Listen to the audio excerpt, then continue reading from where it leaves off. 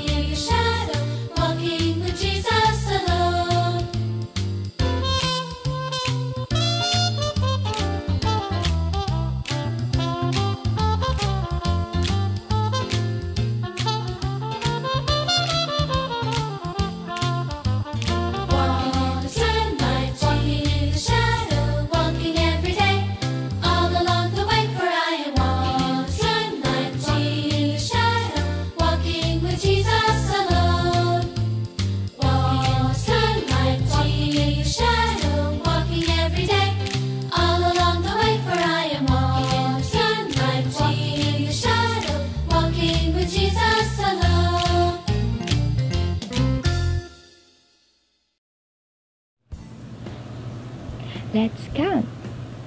Our activity for today is called How Many Times? So, merong 5 or 4 tasks akong sinulat dito. And let's think how many times can we do these tasks, okay? First, how many times can you dribble a ball? 10. Sa mga mahilig sa basketball or other games that involves a ball, how many times can you dribble a ball? Continuous, nang hindi siya napupunta sa ibang lugar.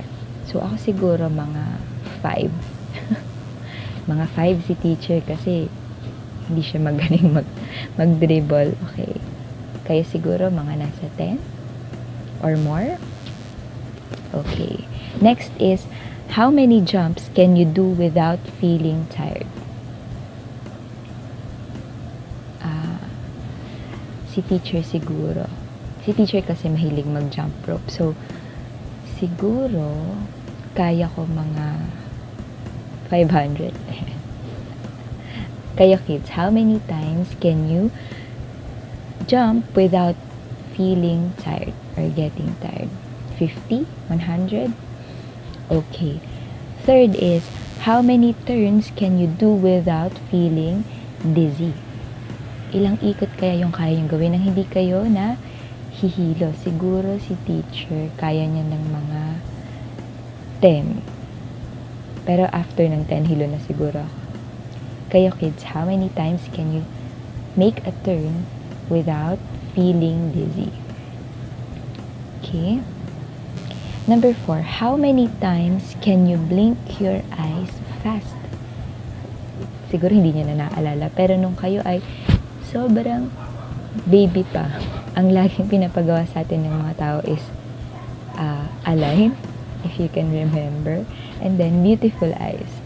So, okay, how many blinks can you do ng mabilis? Siguro ako, try natin yan. Okay, so pagod na ako. Mga 5 pa lang yun. Mga 5 pa lang, pagod na si teacher. Masakit siya sa mata. So, how about you, kids?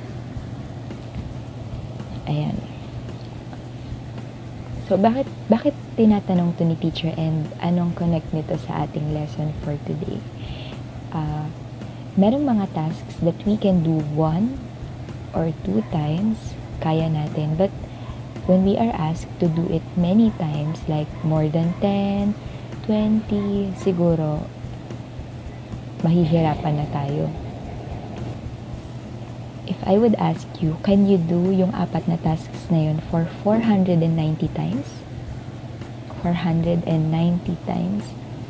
So, siguro kakayanin natin pero kailangan natin ng pahinga or mapapagod tayo or we can't do it at all. Would you agree if I would say na it's hard to do something for 490 times? So, 490 times mo siyang uulitin. Yeah. In the Bible, Jesus commanded us to do something for 490 times. Okay, mamaya malalaman natin what is that thing. Today's parable is about forgiveness. Forgiveness. So, before tayo mag-proceed, let's unlock words and let's know what they mean. So, meron tayong 3 words that we'll unlock today. First is forgive. Sabihin nyo nga, forgive. Okay, siguro this one is familiar to you kasi lalo kung meron kayong sibling, younger brother or sister or older brother or sister na, 'di ba? When we are kids, madalas tayong nag-aaway. So we are taught by our parents at a young age to forgive. Okay, let's check ano ba ang meaning ng forgiveness or forgive.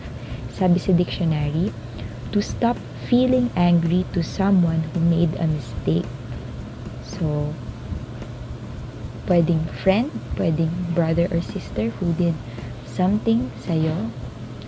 It's a mistake, but you choose not to be angry or, ayun nga, to forgive.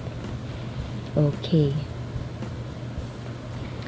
Second word is mercy. Quite new siguro for some. It means, sabi sa dictionary, showing forgiveness to someone who deserves a punishment within your power.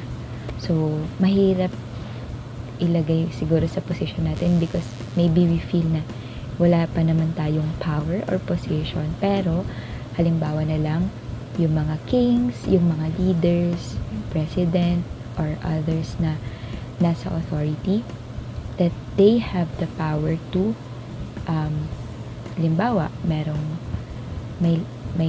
there's a man who stole something and yung king meron siyang power to punish yung tao na yun.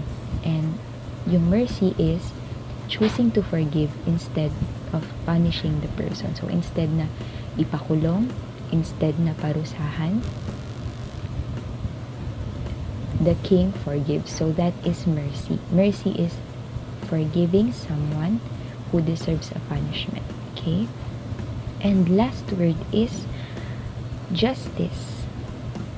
So, pag sinabing justice, sabi sa dictionary is being fair. Pag sinabing fair, ano ba? Pag sinabing fair, ibig sabihin pantay. Kung ano ang deserve mo, yun ang ibibigay sa'yo. So, sige, itry natin as example, tayo sa school. Tayo sa school, kapag gumawa tayo ng, when we do good, kapag nag-perform tayo ng best natin, we will receive good grades, right? Okay. And kapag naman hindi tayo nag-aral ng mabuti, hindi tayo makakuha ng good grades or makakuha tayo ng mababang grades. Justice means you get what you deserve. So, kung ano yung ginawa mo, yun yung makukuha mo deserve. So, in our example kanina, sa king and a man who stole something, justice is punishing that man for stealing or requiring him to return kung ano yung kinuha niya. So, that is justice. In our lesson for today, we will hear a story of a slave who received mercy from the king but refused to extend or to give mercy sa kanyang kapwa slave. Are you ready to hear God's word today, kids? Okay, let's hear and listen to the word of God. Our Bible lesson for today is from Matthew 18, verses 21 through 35. The parable of the unforgiving servant. Let's read the word of God together. Verse 21.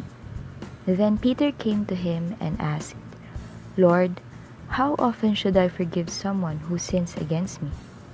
7 times? Verse 22.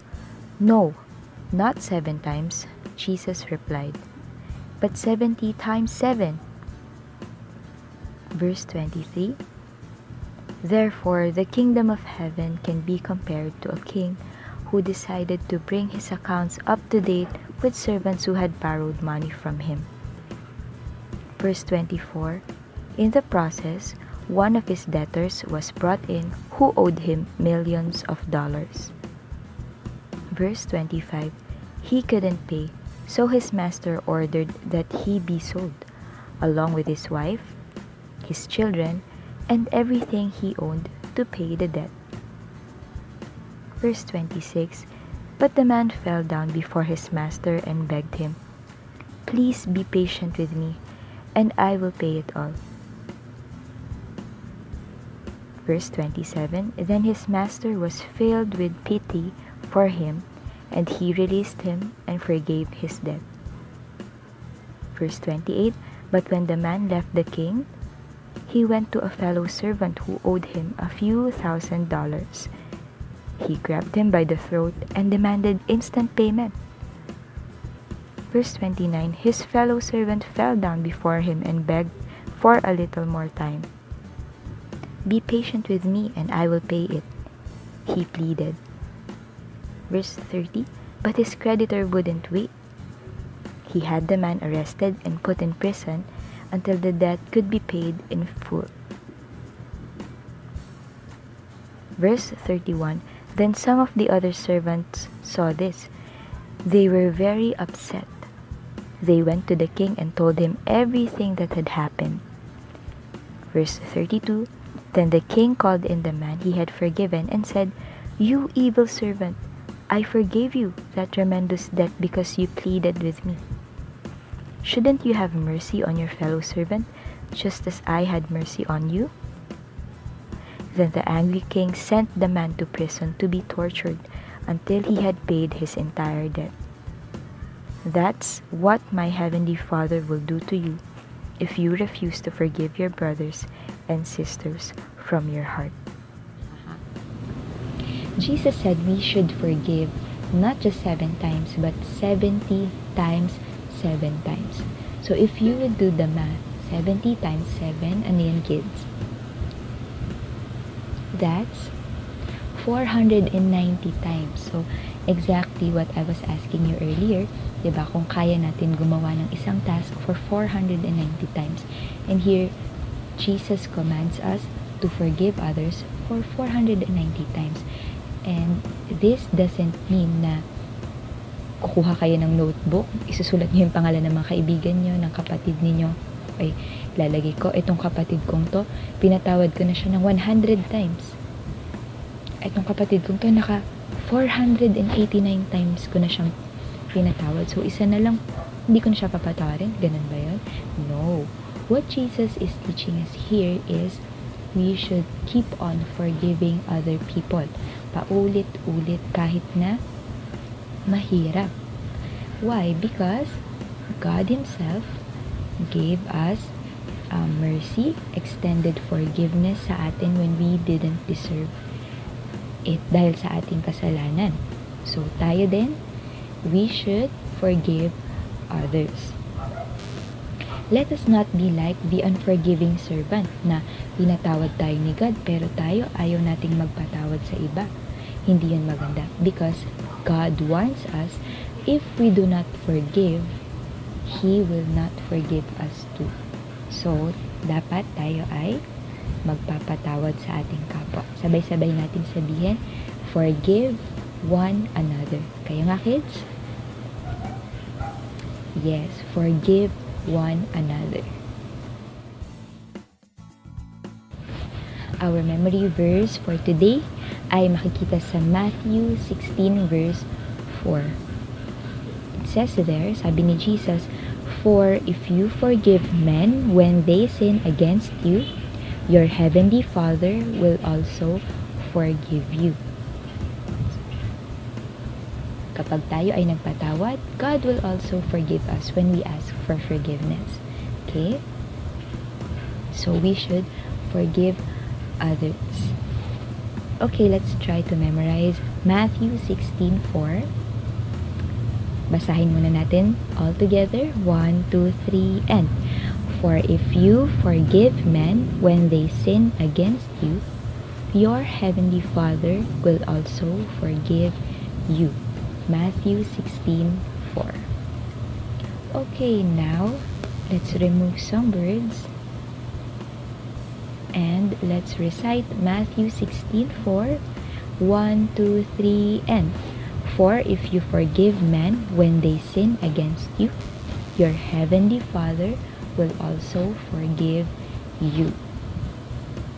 Very good, kids. Okay, let's remove more words and let's try to recite Matthew 16:4. 1, 2, 3, and "For if you forgive men when they sin against you, your heavenly Father will also forgive you." Okay, let's remove some more. And let's recite Matthew 16:4. 1, 2, 3, and "For if you forgive men when they sin against you, your heavenly Father will also forgive you." Very good, kids. Okay, kaya na ba natin ng wala lahat? Okay, let's remove all the words. And let's recite from memory Matthew 16:4. 1, 2, 3, and "For if you forgive men who sinned against you, your heavenly Father will also forgive you." Matthew 16:4. Very good. Okay, kids, kayo lang. 1, 2, 3, and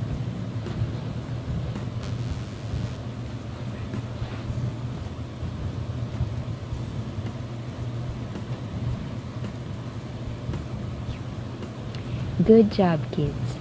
And now we will sing another song, a new song about forgiveness.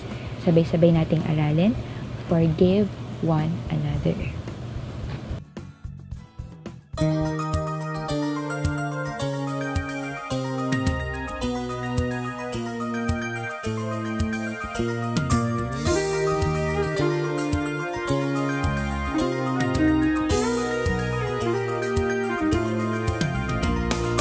Forgive, forgive, forgive one another.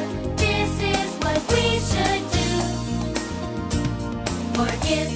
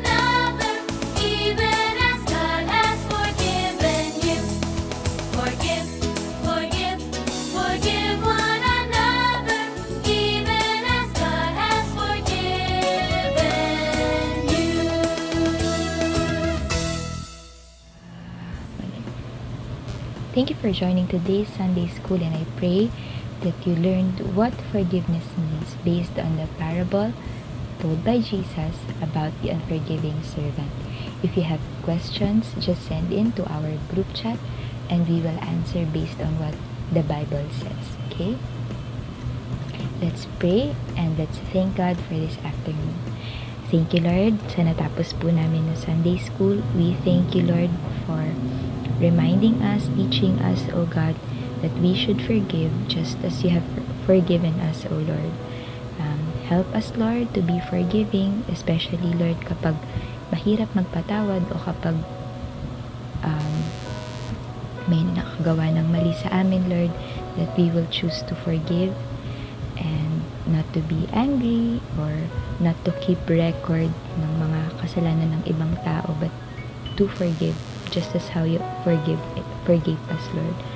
And Lord, we continue to pray na kayo po ang mag-iingat sa amin, magpaprotect sa amin sa lahat ng harm, sa lahat ng sakit, Lord God. May your blood cover us, O God, and keep us safe kahit nasaan man kami. Give us wisdom and guidance sa aming pagsuschool and sa lahat po ng mga ginagawa namin. May we glorify you. Thank you, Lord, and be with us for the whole week. We thank you, Lord, and we praise you in Jesus' name. Amen and amen. See you again next Sunday, kids, and thank you for joining us this Sunday. Bye!